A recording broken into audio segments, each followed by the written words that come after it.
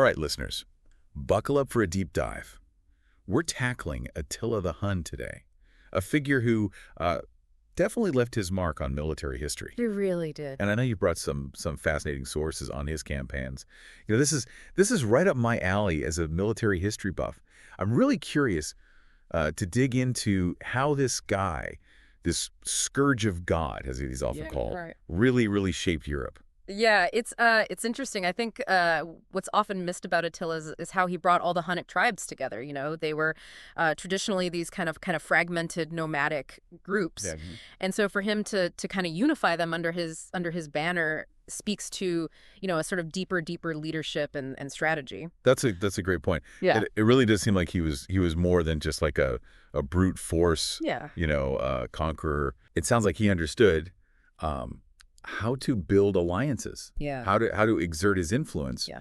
and then ultimately create a very formidable military machine. Now, our sources pick up with Attila already setting his sights on the Eastern Roman Empire, ruled by Emperor Theodosius II. Yes. So, do our sources give us any insight into Theodosius's approach to Attila's rise? Like, how did he perceive this growing threat? You know, it's interesting. The sources we have kind of paint a picture of an emperor who was more concerned initially with maintaining peace than preparing for war. I mean, there was a real sense that he underestimated the threat that the Huns really posed. Yeah. And ultimately that proved to be a very costly mistake. Yeah, you can imagine how that would play right into Attila's hands. Oh, absolutely. I'm curious. Did Theodosius try to appease Attila at all? Like did he try to kind of make nice, or was it? He did. In fact, he signed a treaty with Attila. Yeah. The Treaty of Margus. Okay. And this treaty really agreed to pay a pretty hefty annual tribute to the Huns. It's 700 pounds of gold. Wow. He also, as part of this treaty, had to open up Roman markets for Hunnic trade. So, this treaty, in essence, was really kind of turning the Eastern Roman Empire into this source of income for Attila and his Huns. So it sounds like Attila was playing the long game here. It wasn't just like, quick raids and plunder. Yeah. He was trying to establish a system of economic dominance. Exactly, yeah. And this treaty really is a great example of that, of that more calculated approach. You know, he's crippling the Eastern Roman economy while at the same time building up his own forces. Yeah. So it's very smart. Yeah, that's pretty impressive. But it sounds like Theodosius wasn't completely passive. Yeah. Eventually, maybe he realized the danger that he was in. Yeah. And it sounds like he took steps to bolster his defenses.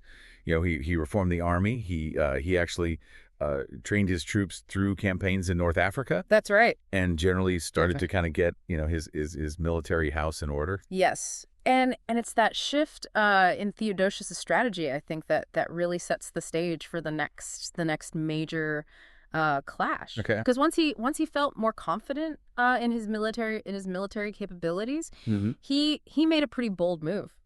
He tore up the Treaty of Margus, essentially daring Attila to retaliate. So he went from appeasement to outright defiance. Exactly. Wow, I can only imagine how Attila responded to that. Yeah, we'll get to that. But before we do, I think it's important to remember that Attila wasn't solely focused on the Roman Empire. Wow. His ambitions extended far beyond Europe. Really, I'd love to hear more about that. Like, where else was he looking to kind of expand his influence and his power? So the sources we have actually detail Attila's attempt to extract tribute from the Sassanian Empire in Persia. Okay. And he likely saw them as another potential source of wealth and power. But it's interesting because his tactics that were so successful in Europe, they really met with stiff resistance in Persia. What was it about the Sassanians that proved to be such a challenge? for Attila. I mean, they Yeah. clearly gave him a run for his money. They did. The Sassanian Empire was a force to be reckoned with. Their heavy cavalry was equally as skilled as the Huns, and they weren't intimidated by Attila's reputation. And unlike the Romans, who often faced the Huns in open battlefields, Right. the Sassanians, they engaged in these hit and run tactics. They exploited the terrain to their advantage, Yeah. which really prevented Attila from leveraging, the full force of his numerical superiority, Right. which, was really key to his success in Europe. Yeah, yeah. And so this setback really forced him to abandon his Persian ambitions for the time being and refocus back on the Romans who had conveniently provided him with a new reason for war. Yeah.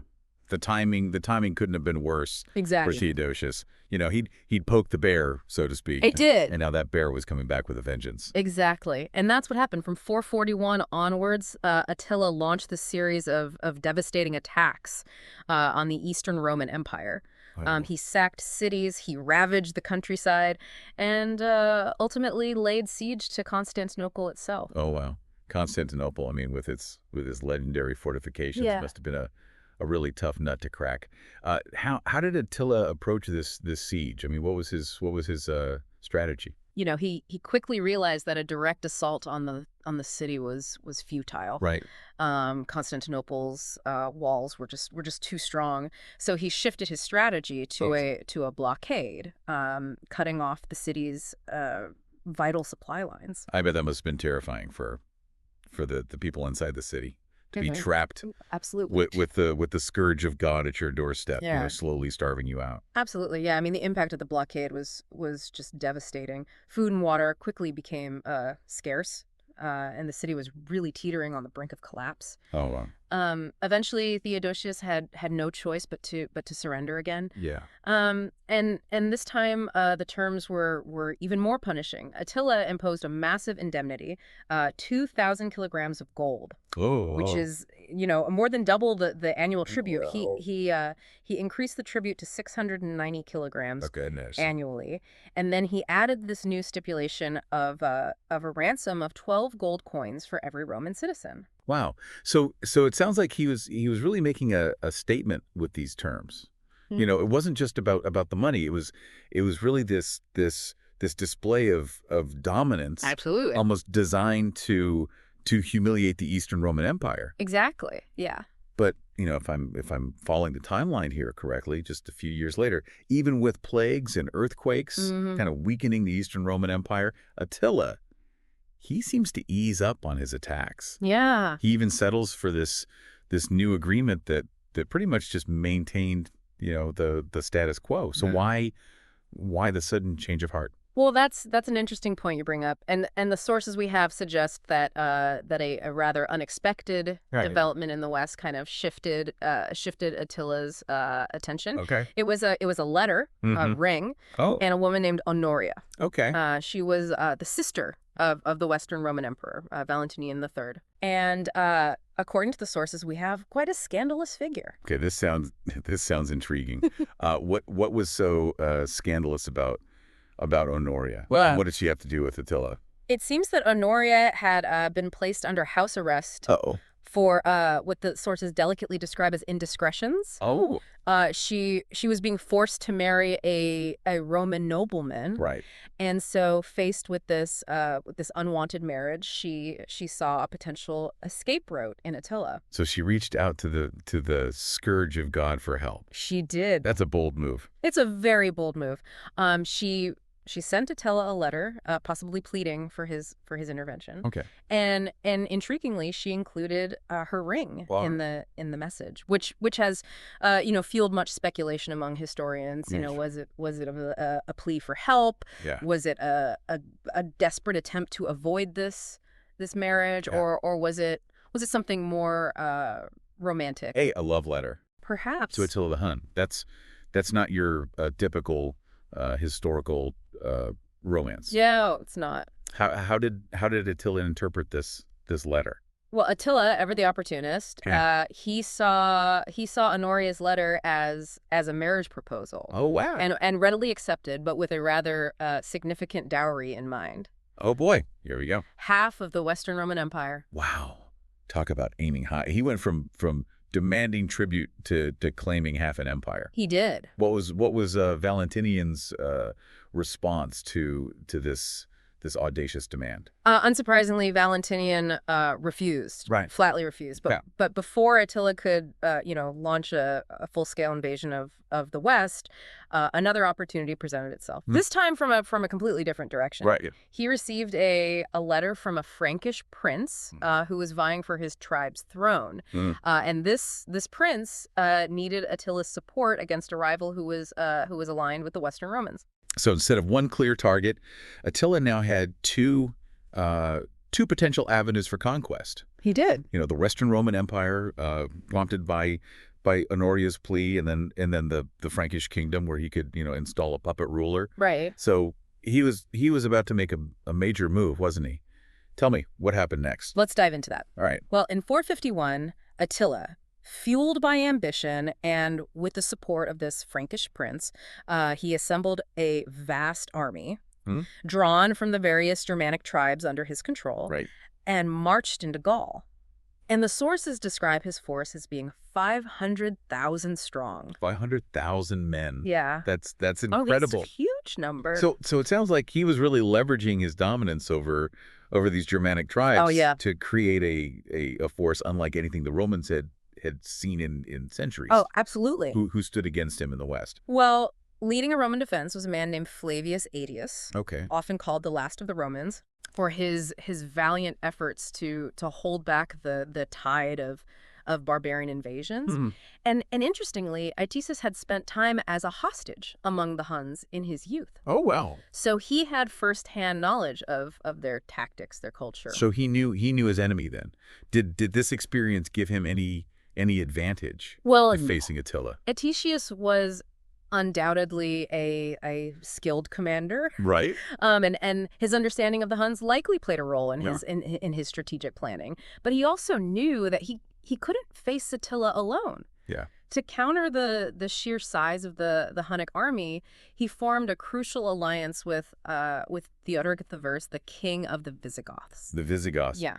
Weren't they former enemies of Rome? They were. It seems like desperation makes for strange bedfellows. It does. It certainly was an alliance born out of necessity. Yep. Both the Romans and the Visigoths recognized that existential threat that Attila posed. Right.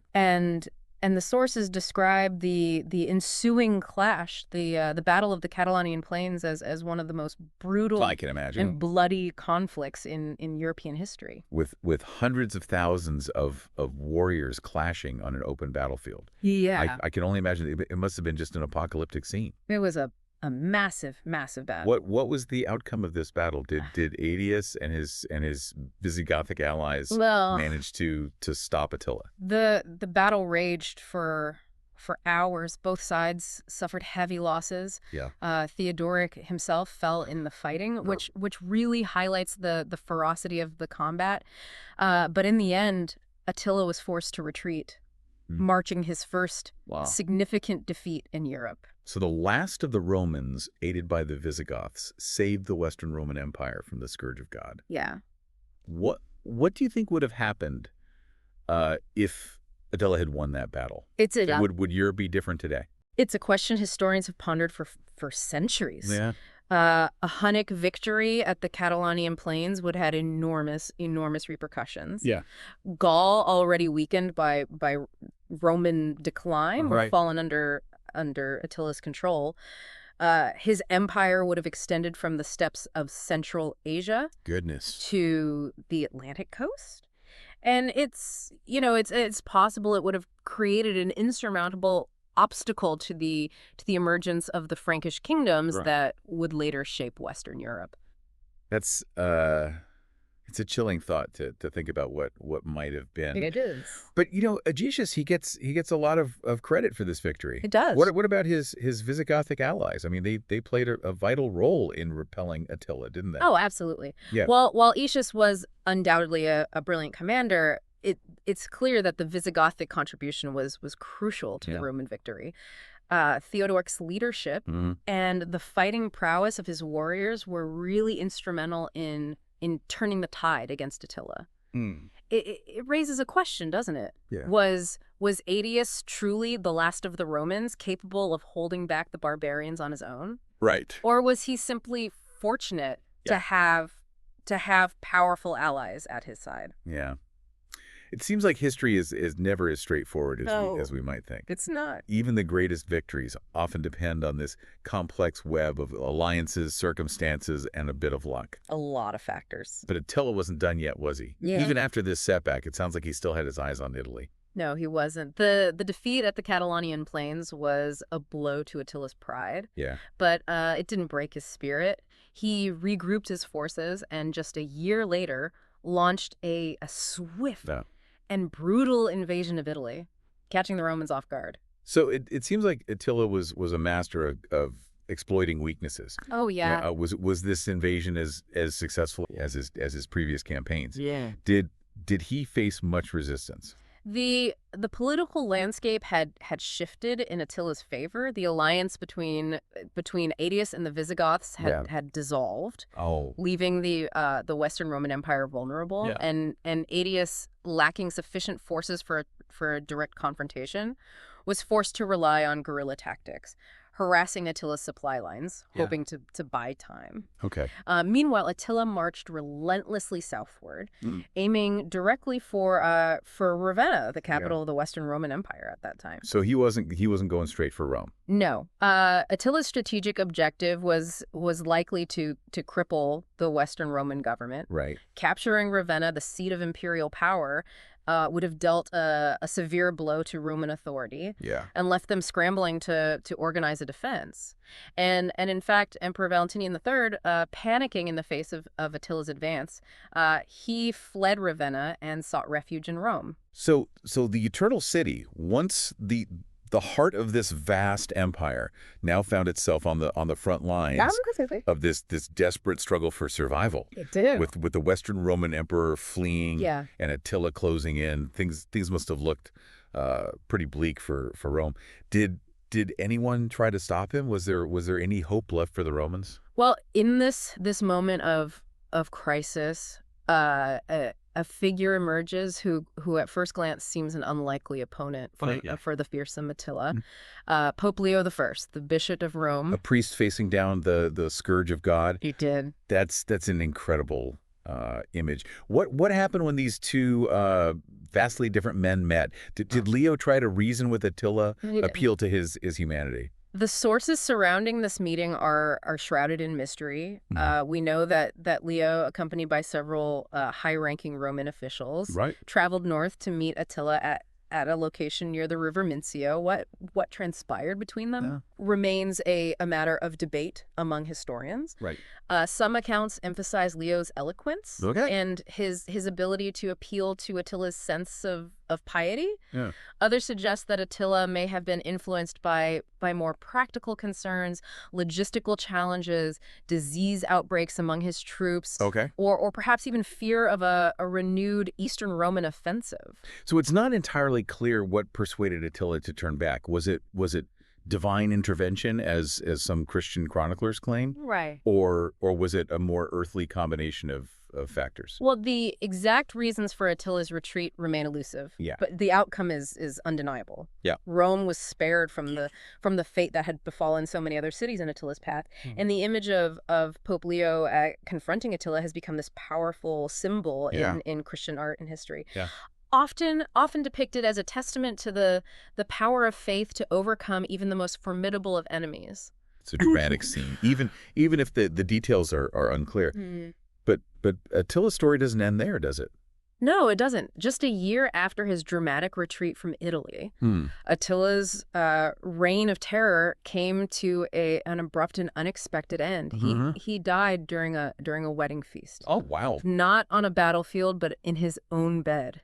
The cause of death: a ruptured blood vessel, possibly brought on by excessive drinking. Oh, wow. It was a surprisingly undignified end for for a warrior who had instilled fear in the hearts of emperors and brought empires to their knees. It almost seems ironic that the Scourge of God would meet his end, not in a blaze of glory, but in a moment of drunken revelry. It is. What happened to the vast Hunnic Empire that Attila had built after his death? Well, without Attila's iron will and strategic genius to hold it together, the Hunnic Empire quickly crumbled. His sons vying for power plunged into a series of internecine conflicts. The Germanic tribes who had been subjugated by Attila seized the opportunity to rebel. Yeah. And the Eastern Roman Empire, eager to avenge years of humiliation, launched a series of attacks on the weakened Huns. So the empire that had seemed so unstoppable, so vast, just disappeared. It's really a testament to the fleeting nature of empires built on conquest and fear. Yeah. Once the unifying figure is gone, the structure quickly collapses, and the Huns, who had terrorized Europe for decades, faded from the historical stage almost as quickly as they appeared. There are some theories about their descendants, but nothing definitive. It's almost as if they were this force of nature, a sudden storm that wreaked havoc and then vanished, leaving behind only echoes and legends. Speaking of legends, we often hear about the Huns in connection with the Hungarians. Are they related in any way? It's a common misconception fueled by the similar sounding names, but the truth is more nuanced. Okay. The Hungarians or Magyars, right, are a distinct group with their own unique history and origins. They arrived in Europe centuries after the Hunnic Empire had vanished. So where does the connection come from? Why are they called Hungarians if they aren't descended from the Huns? Well, it seems that when the Magyars arrived in Europe, their fighting style and nomadic lifestyle reminded people of the Huns. It was a convenient label, way of associating a new and unfamiliar group with a historical precedent that everyone knew and feared. It's interesting how these historical labels can stick even if they're not entirely accurate. Yeah. It reminds us that history is often written by the victors. That's right. And sometimes those labels are more about perception than reality. Exactly. And so ultimately, how should we remember Attila? Was he truly the scourge of God, a bringer of chaos and destruction, or was there more to him than that? Well, Attila's legacy is undeniably complex. He was a ruthless warrior who left a trail of destruction across Europe. Right. But he was also a brilliant strategist, a charismatic leader, and a master of diplomacy who managed to forge a vast, if short-lived, empire. I mean, he challenged the power of Rome, reshaped the political map of Europe. He did. And left an indelible mark on the historical imagination. Absolutely. What can we learn from Attila's story? Well, I think his story reminds us that history is not a simple tale of heroes and villains. Right. It's a complex tapestry woven from ambition, fear, opportunity, and the constant struggle for power. Yeah. Attila's rise and fall, like so many other historical figures, highlights the unpredictable nature of events and the often unforeseen consequences of human actions. He forces us to confront some uncomfortable truth about the nature of power. Yeah. The allure of conquest and the fragility of empires. It's a powerful message and one that resonates even today. Yeah. Thanks for guiding us through this fascinating deep dive.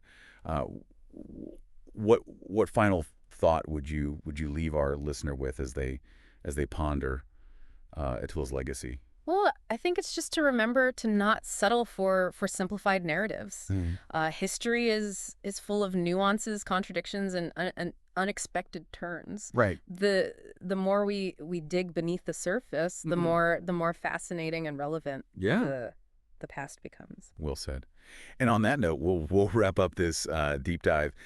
Thanks for joining us. We've been talking about Attila's traumatic rise and fall. Yeah. But there's one more thread I think we need to kind of unravel here, and that's the fate of Flavius Aetius, right? The Roman general who played such a key role in stopping Attila's advance in the West. Yeah.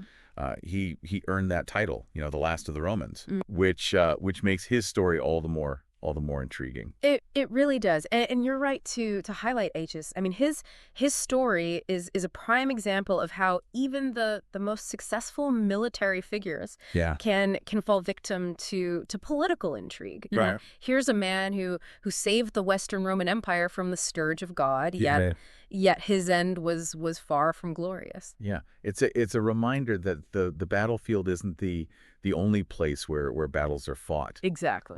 What led to Aetius's downfall? Well, as you might imagine, the Roman world of the 5th century was a hotbed of political maneuvering and power struggles. Yeah. And Aetius, despite his victories, had made some powerful enemies. I can imagine. Who would want to see the man who defeated Attila eliminated? And why? Well, the most dangerous enemy Aetius had was closer than he thought. Oh. It was Valentinian III, the very emperor he had served so faithfully. Wow, the irony. It is ironic. Aetius's success was his undoing.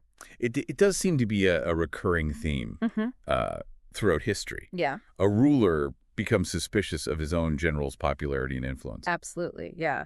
Valentinian, already known for his weak and indecisive nature, Right. he grew increasingly paranoid of Aetius's power. Whispers and rumors spread to the court, painting Aetius as this potential usurper, a threat to the emperor's throne. So how did Valentinian move against Aetius? Was it a secret plot? Well, A hidden assassination? it was much more brutal and direct than that. Oh, yeah. During a meeting, in a fit of rage and paranoia, Valentinian personally stabbed Aetius to death. He killed him himself. He did. That's incredible. The last of the Romans, the man who had faced down Attila, was killed by his own emperor. What a tragic end. Yeah. It almost seems like the Western Roman Empire was destined to crumble from within, regardless of Attila's attacks. It's a chilling example of the internal decay that plagued the Western Roman Empire. Yeah. Weak emperors, Right. corrupt officials, endless power struggles. I mean, they were really their own worst enemy. Yeah, it's a cautionary tale It is. about the dangers of paranoia, short-sightedness, Yeah. and the corrosive effects of unchecked power. Absolutely. It makes you wonder, did Attila really deal the killing blow to the Western Roman Empire, or did they simply just self-destruct? Well, Attila might have been the scourge of God, the external force that hammered at the gates. Yeah.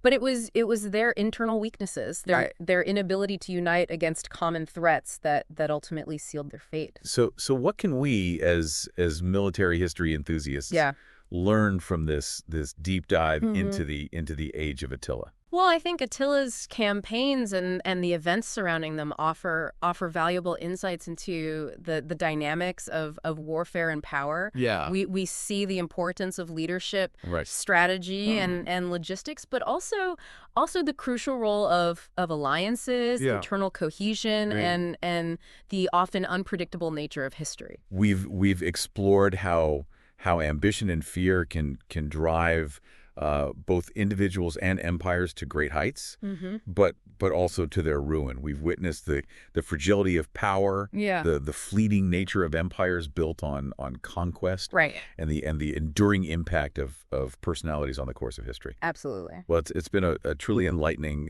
deep dive. It has been. Thank you for guiding us through this captivating journey into the world of Attila the Hun. My pleasure. Always happy to talk about history. Well, until next time, this has been the Deep Dive.